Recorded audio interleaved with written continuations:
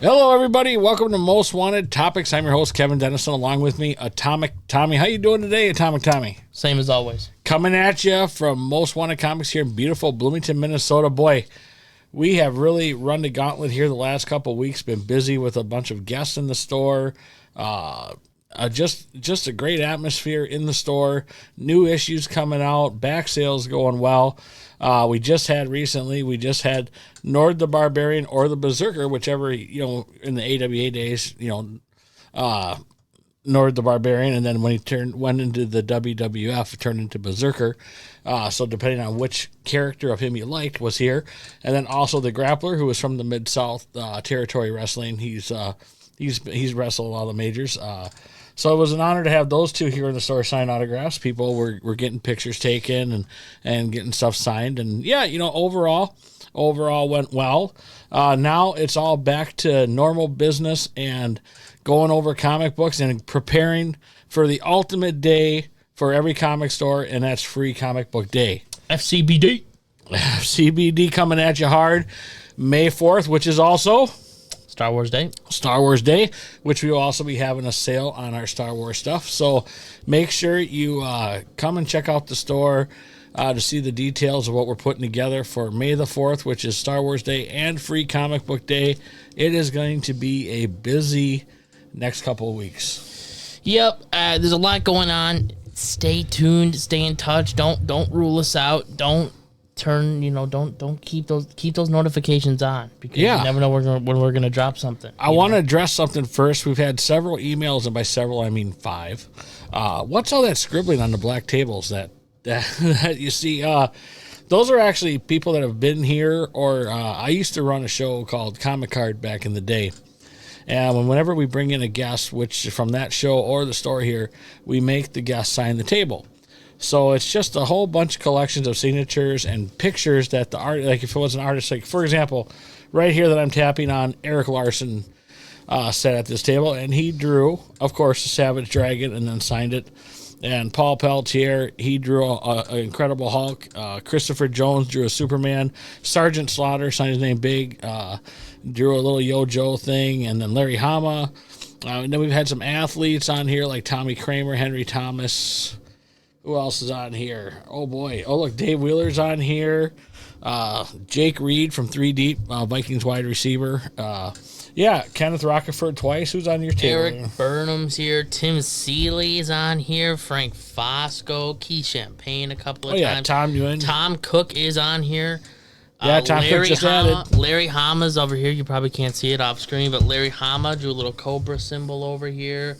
Brent Schoonover. Man, we got some heavy hitters on this table. Don't rule it out. Mike Grell. Right over here. He was a guest here. Well, I tell you. So anyway, that's why there's so much stuff on this table. It's just people sign when they come visit. So if you're watching Williamson, Mr. Williamson, you can be a part of this. You can be on this table. You can be on this table when you come and visit the store. So anyhow, Atomic Tommy, let's get down to business today.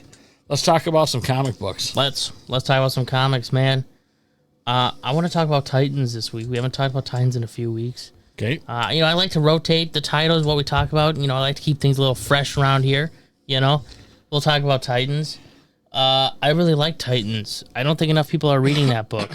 It's really cool. The Teen Titans, or in this case the Titans, I think are one of those few teams in comics that are founded and their structure as a team and as a comic rely on their core characters. Robin or Nightwing, Cyborg, Beast Boy, Starfire, Raven, Wonder Girl, Tempest, right? Wally West, Kid Flash, or the Flash, these core characters that make up the Teen Titans and have for decades. Well, it's DC's answer to the X-Men. It was their team. It was their team. It was their core, right? And you are correct in that, Jim Lee revitalized the X-Men in the way that Marv Wolfman and George Perez might have with DC, even though they happened in different years and stuff like that. But they are also similar to the X-Men in that I think the X-Men are also a team that relies on its core characters. Well, that's what I mean, yeah. Right.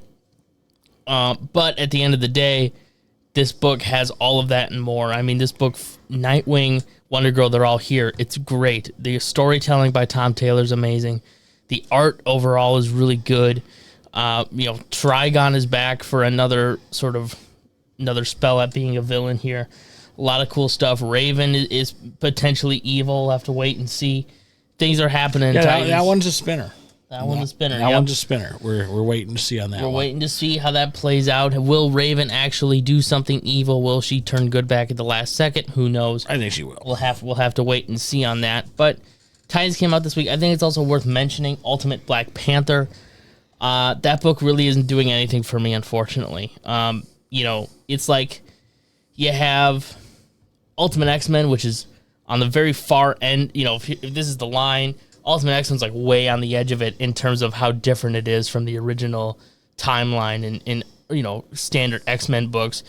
And then you have Ultimate Spider-Man, which is kind of taking these core Spider-Man ideas and kind of turning them on its sides a little bit, doing a bunch of stuff that you probably wouldn't expect, new, different, while also keeping traditional to the core. I think it's a really good example of how different you can really be with these Ultimate books and still be faithful to what you know.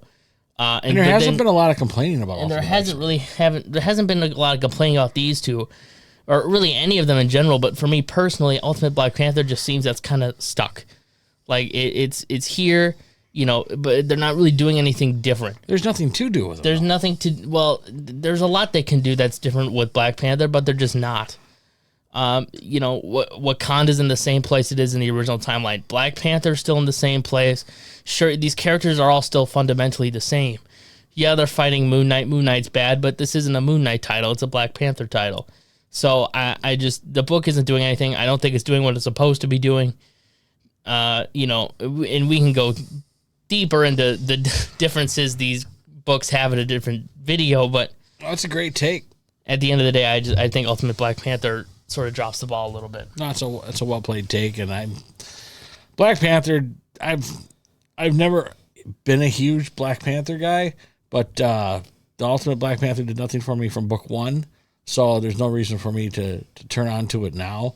Right. Ultimate Spider-Man has been Ultimate Spider-Man. It was big. Yeah. It had the pop.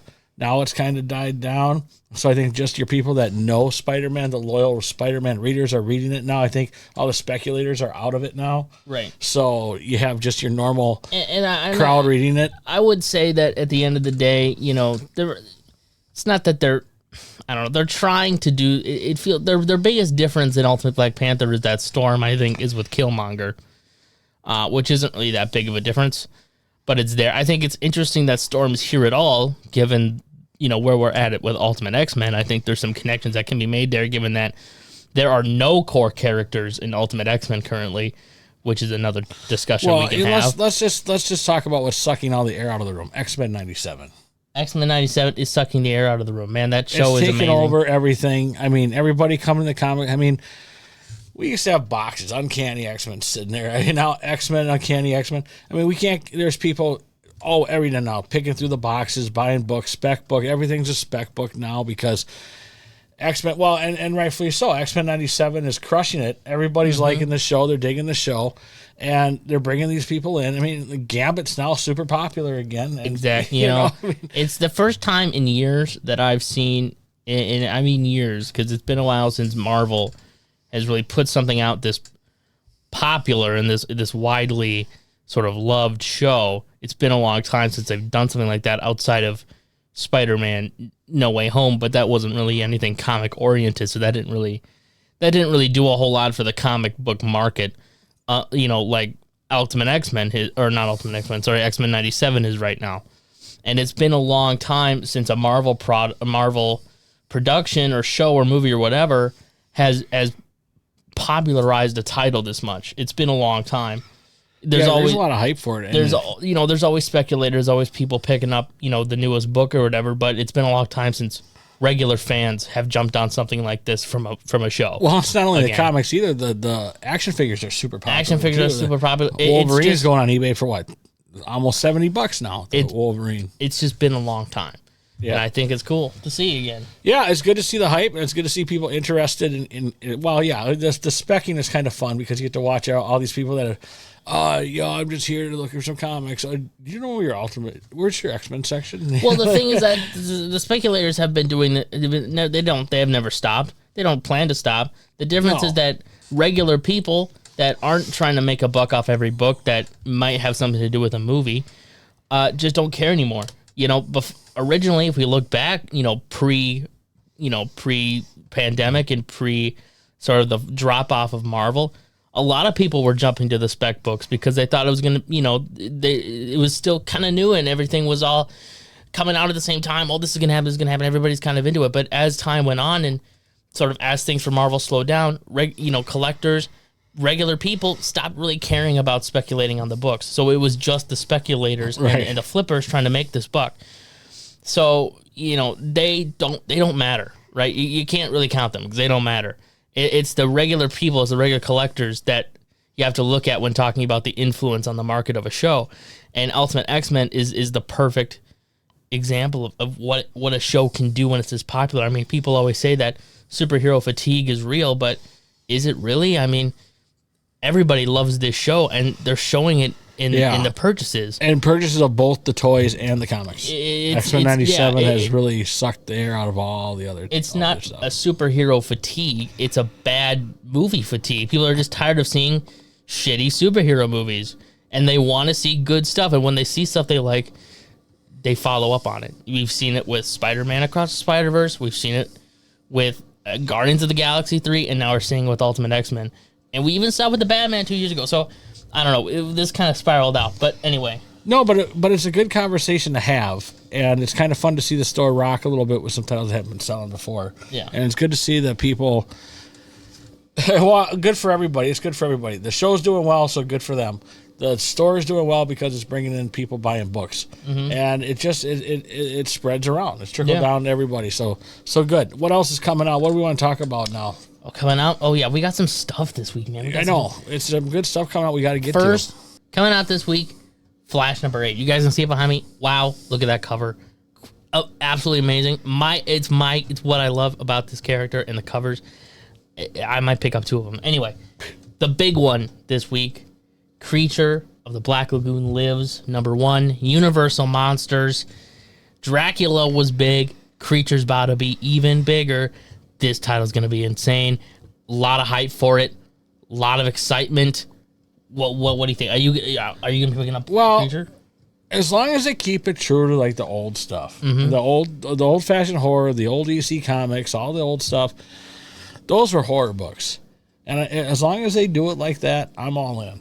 Absolutely, I think that's a sentiment of a lot of people, and what I think that is so cool about this is, one, people, not to date you, but people your age. Don't date me.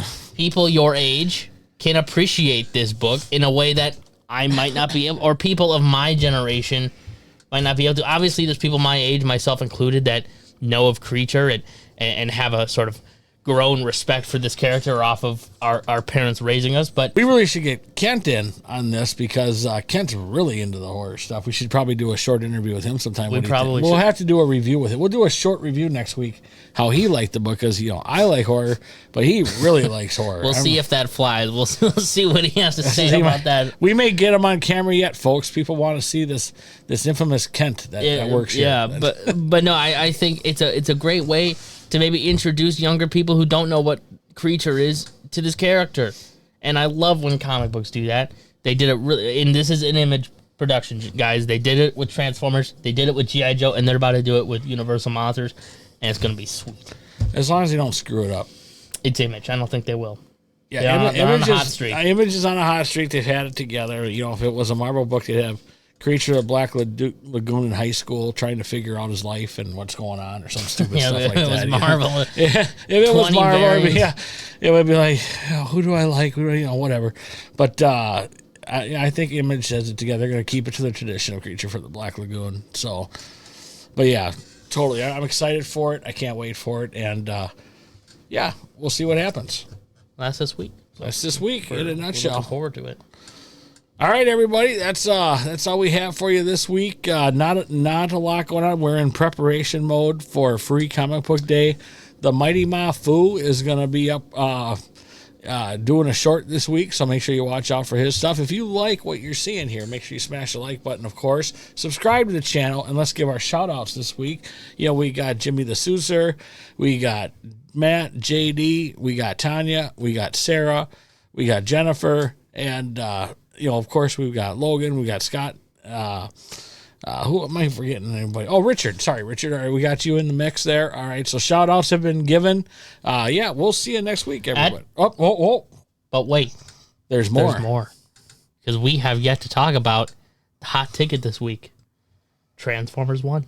Oh, you thought the show was about to end. You were about to click that X I was button about right to at let the it top. go. Well, But no, okay. you guys got to stick around a little bit more because we got to talk about Transformers 1, the new Transformers movie. We both watched the trailer. What are your thoughts? Well, let's get your thoughts sounds first. like the Avengers and Transformers.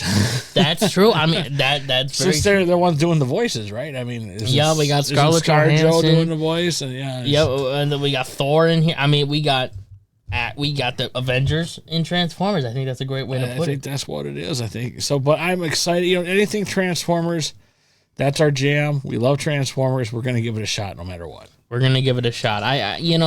Here's the thing. They clearly want to make this is clearly a movie sort of put out for a younger audience, right? It's not the Bay films. It's not, it's not even really Rise of the Beasts, where that had a lot going. That was very much a family-friendly film, but also meant for more hardcore older Transformers fans. This doesn't really seem like that. This seems sort of this is a kids movie.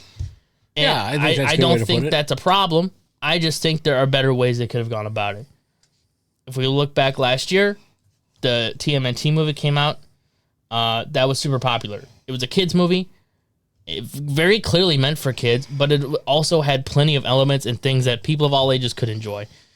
The animation, all that kind of stuff. And I'm not saying that this movie doesn't have that, but it just seems like it's kind of lacking in it. Like TMNT did it better, kind of a thing. And obviously the movie hasn't come out yet, so we don't know for sure. But I don't know how I feel about Transformers using Earth slang swear words, like the badassatron moment. I don't know if I like that, just because they're aliens. How would they know, But anyway, that's just my thoughts. We'll wait to see how the movie We're going to turns give it out. a shot. We're going to give it a shot. Transformers is Transformers. We love Transformers. Matthew is very excited. He's probably looking at me with death eyes at the moment, but Yeah, the Mighty Mafu will give his take. the Mighty Mafu, his take will be given. His take will be given no matter what. And you better not disappoint him or they'll be held to pay. Hell of a pay. All right, everybody. You guys have a great week. We'll catch you next week with more great action here at Most Wanted Comics.